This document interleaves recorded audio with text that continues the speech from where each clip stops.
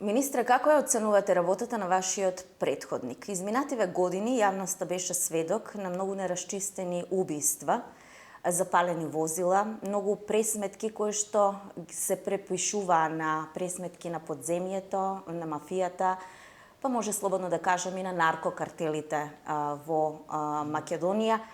Каде затаи Министерството за внатрешни работи?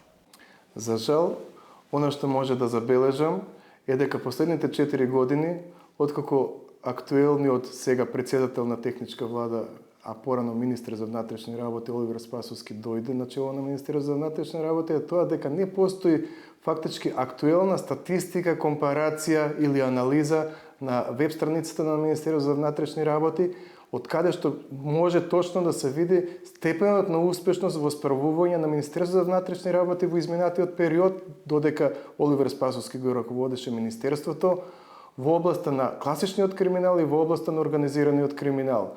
Тоа е еден од сериозни индикатори кој што зборува за успешноста во наводници во функционирањето на Министерството за внатрешни работи. Јас како припадник на разузнавачко-безбедносната заедница, причините за затајување на Министерството за внатрешни работи ги лоцирам на неколку пункта. Имено, најбитно е што постои системска неволност кај дел од структурите на власта за расчистување со криминалните структури во Република Македонија.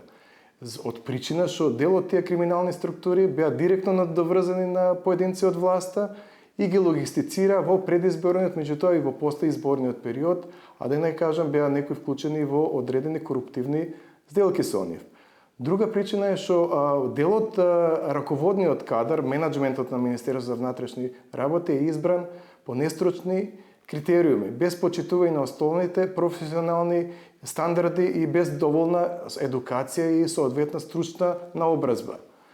Дополнително, во последниот период беа издадени безброј решенија, да не кажам јадници решенија за прераспоредување на професионален кадар на несоодветни работни места, што секако влијаеше да моралот и ентузијазмот на припадниците на Министерството за внатрешни работи опадне на најниско можно ниво, што директно се одразува и врз работата и функционирањето на самото Министерство за внатрешни работи.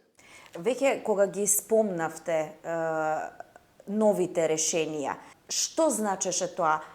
Министерот тогашен Спасовски сакаше да стави своји луѓе на високи позиции, да ја обструира вашата работа и како вие ќе постапите во однос на тие издадени нови решенија кои што на еден начин предизвика и голем револт кај самите припадници во Министерството за внатрешни работи? Значи, оноа што како првични сознанија го добив, дополнително ќе биде анализирана состојбата во правниот сектор на Министерството за внатрешни работи, е дека сите овие решенија издадени да неколку стотици во изминатите неколку дена, па и во текот на вчерашниот ден, ќе бидат предмет на ревизија, при што доколку бидат утврдени било какви незаконски постапувања во процесот на издавање на решенијата, истите ќе бидат инстантно поништени, а против носителите на тие решенија ќе бидат поднесени соодветни кривични пријави заради несовесно и непрофесионално работење.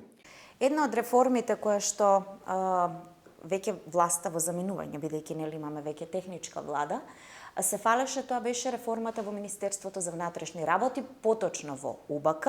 Како го коментирате работењето, функционирањето и обстојувањето на Агенцијата за национална безбедност, која де факто се уште не е одделена од Министерството за внатрешни работи, бидејќи се уште се наоѓа физички во склопот на МВР?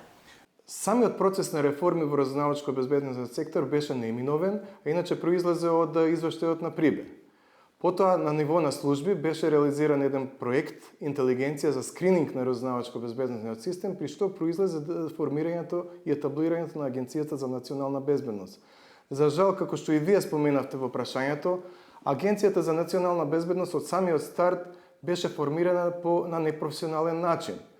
Имено истото уште се наоѓа во кругот на Министерството за внатрешни работи, што како наследник на претходната управа за безбедност и контраузнавање се уште се надзира како темна сенка во Министерството за внатрешни работи и мајчи ги предвид сите злоупотреби во кои што во изминатиот долгогодишен период беа реализирани од страна на управата за безбедност и контраузнавање.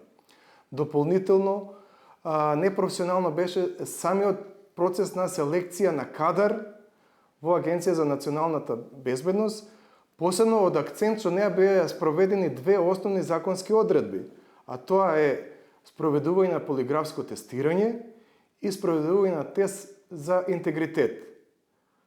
Надвор од Агенција за национална безбедност останаа голем број на долгогодишен кадар со долгогодишно искуство, професионален, докажан во своето работење, за жал заради одредена партизација на оваа институција и заради форсирање на политички критериуми за сметка на професионални стандарди во вработувањето на припадниците во Агенцијата за национална безбедност. Неисполнувањето на овие две законски одредби, а тоа е спроведување на тест за интегритет и полиграфското тестирање, представуваат голем ризик како од разузнавачки и контраразузнавачки аспект, меѓутоа и тие се индикатор дека самиот процес на селекција на кадар во Агенцијата за национална безбедност беше нелегитимен и нелегален. Дополнително јас би сакал да потенцирам уште еден аспект во работењето на Агенцијата за национална безбедност, кој што има круцијално значење во процесот на издавање на безбедносни сертификати. Значи, постојат основени сомневања и индикации дека овој процес на издавање на безбедносни сертификати е политички инфлуентиран заради професионална елиминација на одредени професионални кадри. Заради тоа сметам дека во наредниот период треба да се изврши ревизија на самиот процес на издавање на безбедносни сертификати од страна на Агенцијата за национална безбедност. Министерство на едно клучно министерство кое што треба да обезбеди фер, мирни и демократски избори. Може ли да гарантирате фер избори со оглед на фактот дека ние имавме циклуси изборни, па и референдумот, каде што имаше места каде излезноста беше 90%, па имаше гласање на секои 4-5 секунди. Обвинителството не излезе доблесно да открие што и таму се случувало на тие избирачки места. Министре, прашањето ми е дали ги имате детектирано тие критични точки кои што нели треба да ги знае Министерството и да постапува согласно законите на самиот изборен ден. Министерството за внатрешни работи и јас како министер ќе ги преземеме сите неопходни мерки и активности самостојно и во соработка со релевантните и надлежни меѓународни организации и други институции во државата за организирање на пред се слободни, мир, фер и демократски избори. Идентификувани се тие критични пунктови и согласно изборниот тајминг ќе биде формиран штаб во рамките на Министерството за внатрешни работи кој што ќе го следи изборниот процес. Сите оние криминални структури или други насилни структури кои што во изминатиот период беа користени и злоупотребувани заради изборни нерегуларности ќе бидат идентификувани и соодветно на тоа ќе бидат превенирани. Нема да се дозволи Министерството за внатрешни работи со сите средства ќе се бори да не се дозволи да биде веднаш процесуирано до надлежното јавно обвинителство секој обид за корумпирање на ранливи социјални категории на гласачко тело. Имате ли предвид дека во изминатиот период, иако имаше неправилности, тие не беа казнувани? Дали тоа можеби не значи охрабрување на тие криминални групи да повторно действуваат, мислејќи дека повторно ќе останат неказнати и да ја обструираат или пак да ја извртуваат волјата на гласачите? Видете, процесуирањето на кривичните пријави во смисла на кршење на избирачкото право на граѓаните е прашање кое што треба да се постави до јавниот обвинител. Меѓутоа, ние како Министерство за внатрешни работи ќе ги преземеме сите неопходни мерки и активности, повторувам, за да бидат санкционирани сите оние носители или групи криминални кои што ќе го прекршат избирачкиот процес. Така да рецидивот нема да дозволам да биде оправдување за повторно да имаме избори или референдум од Гинис. Во изминатиот период јавноста беше сведок на советник тогаш на министерот Спасовски, кој што сега е назначен за началник на ИВР Кисела вода. Делото кое му беше ставено на товар беше за издавање на информации поврзани со ПИ-мерките. Имате ли доверба во соработниците на Спасовски кои ги наследивте, ми е прашањето? Во конкретниот случај, меѓутоа за жал и во многу други случаи, констатирано е дека не се испочитувани вообичаените стандарди и процедури во реализација на овие прераспоредувања. Дури во одредени случаи на прераспоредување и унапредување утврдено е дека постои отворен и многу воочлив конфликт на интереси помеѓу прераспоредување на нови работни места и она што значи дополнителна дејност на припадниците на Министерството за внатрешни работи. Во сите овие случаи ќе се изврши ревизија на издадените решенија, како што ви кажав, и доколку бидат утврдени одредени законски пропусти, веднаш ќе бидат поништени. Има уште еден случај кој што се случи многу брзо за престрелката во Александар Палас, кој што за жал се уште не е расчистена. Имаше некои акции кои што неславно завршија. Меѓутоа, инволвираност на полициски структури во самата престрелка меѓу криминалците во Александар Палас. Тука ние имавме и полицаец кој што беше присутен и пукаше. Дали тоа нешто, министре, ќе биде исто предмет на истрага и што со тие структури кои што сега може би се и на доста, не може би, туку сигурно се назначени на одговорни позиции, како ќе постапувате со нив? Во разузнавачко-безбедносната заедница од која сум и јас дел, веќе долго време кружат информации дека дел од раководниот менеджмент на Министерството за внатрешни работи ангажирано криминалистичката полиција е директно во спрега со криминалните структури.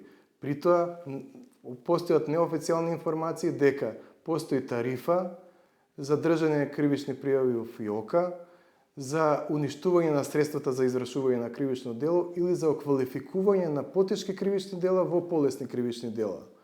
Дополнително, исто така постојат информации дека дел од овие раководни структури назначени од министерот Оливер Спасовски се директно инволвирани и самите во криминални активности на начин што се наоѓаат на платен список на криминалните структури со фиксен месечен надоместок со цел да издаваат информации за оперативно-технички примерки кон припадниците на криминалните структури и дополнително да издаваат информации кога Министерството за внатрешни работи планира конкретни оперативни активности за нивно апсење или нивно приведување. Заради тоа, веднаш ќе побараме од Одделението за внатрешна контрола и професионални стандарди во Министерството за внатрешни работи да ги процесуираат сите оние дојави или информации за инволвираност на припадници на Министерството за внатрешни работи во криминални активности и истите ќе бидат отстранати од Министерството за внатрешни работи заради тоа што се недостојни за вршење на полициската служба и нанесуваат огромна штета на честа и угледот на оние припадници на Министерството за внатрешни работи кои што професионално и стручно си извршуваат и честно својата работа. Доаѓате од сферата на разузнавачи. Цел живот, мислам, работите како разузнавач. Да. Кој од вас треба да се плаши во Министерството за внатрешни работи? Професионалците, непрофесионалците или најмногу криминалците? Оној кој што треба да се плаши тоа се сите оние криминални структури кои што се надоврзани на одредени политички елити да не се дрзнат да извршат нарушување на избирачкиот процес.